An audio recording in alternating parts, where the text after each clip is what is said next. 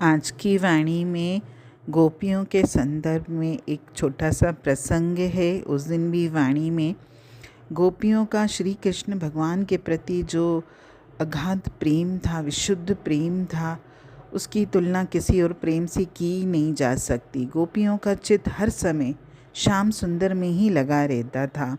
गोपियाँ हर समय सब कुछ श्याममय ही देखती थी। और इस संबंध में एक छोटा सा प्रसंग है कि एक बार की बात है, कई गोपियाँ आपस में मिलकर बैठी और चर्चा कर रही थी। तो उस समय एक प्रश्न उठा कि श्री कृष्ण श्याम क्यों हैं? माता यशोदा और बाबा नंद दोनों ही गौर वर्ण हैं, बलदेव जी भी गौर वर्ण हैं, फिर ये सांवले क्यों हुए? इस पर किसी ने कुछ कहा और किसी ने कुछ। अंत में एक ब्रज नारी बोली, कजरारी अखियान में बसो रहत दिन रात, प्रीतम प्यारो हे सखी ताते सांवर गात। यानी आठों पहर काजल भरी आँखों में रहने के कारण ही वह काला हो गया है। कितना ऊंचा सिद्धांत है, कितना ऊंचा प्रेम है। और किंतु यहाँ तो ये सिद्धांत ही नहीं, प्रत्यक्ष प्रकट स्वरूप भी था। गोपियों की आंखों में श्याम के सिवा और किसी का प्रतिबिंब ही नहीं पड़ता था। उनकी आंखों के सामने आते ही सब कुछ साकार श्याम स्वरूप हो जाता था। उनका श्याम के प्रति इतना प्रेम था। गोपियों का भगवान के प्रति प्रियतम भाव था। और अगर चित्त भगवान को समर्पित हो जाए और उस पर भगवान का स्वामित्व हो जाए, तो यदि भगवान का भजन करें भी तो ऐसी स्थिति जो गोपियों को प्राप्त हुई थी, वो स्थिति किसी साधारण मनुष्य की हो ही नहीं सकती।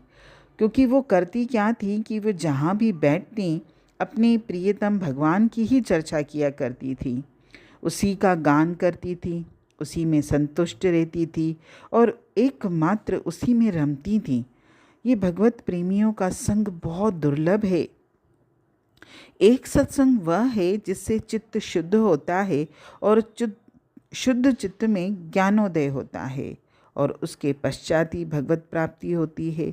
किंतु एक ये सत्संग है जिसके लव मात्र के साथ ही मोक्ष की भी तुलना नहीं होती, जो गोपियों का सत्संग था। यानी भगवान के प्रेमियों का जो संग है भगवान के साथ, उसके साथ तो हम स्वर्ग और मोक्ष की भी तुलना नहीं कर सकते। फिर साधारण मानव भोगों के विषय में तो कहना ही क्या है। इसीलिए भक्त जन कभी मोक्ष चाहते ही नहीं हैं। उनकी तो यही इच्छा रहती है कि भगवान के प्रेमी मिलकर सदा प्रियतम भगवान की मधुर चर्चा किया करें। और यही गोपियों का भी सत्संग था। उनकी आँखों में श्याम सुंदर समाये रहते थे।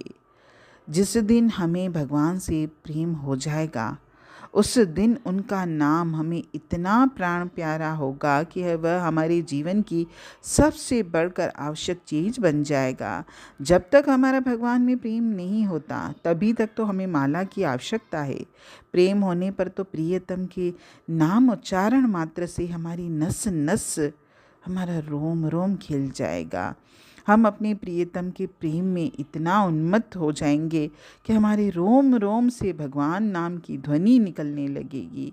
फिर ये जानने की इच्छा कभी नहीं होगी कि मैंने कैसा कीर्तन किया या मैंने भगवान का किस तरीके से गुणगान किया, क्योंकि यथार्थ कीर्तन का यही स्वरूप है।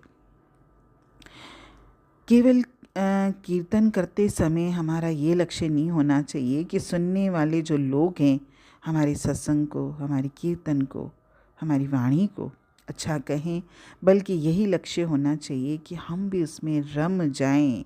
द्रौपदी के एक नाम पर ही भगवान प्रकट हो गए थे, परंतु हुए उसी समय थे जब उसने सबका आश्रय यानी सहारा छोड़कर परम निर्भरता से भगवान को पुकारा था।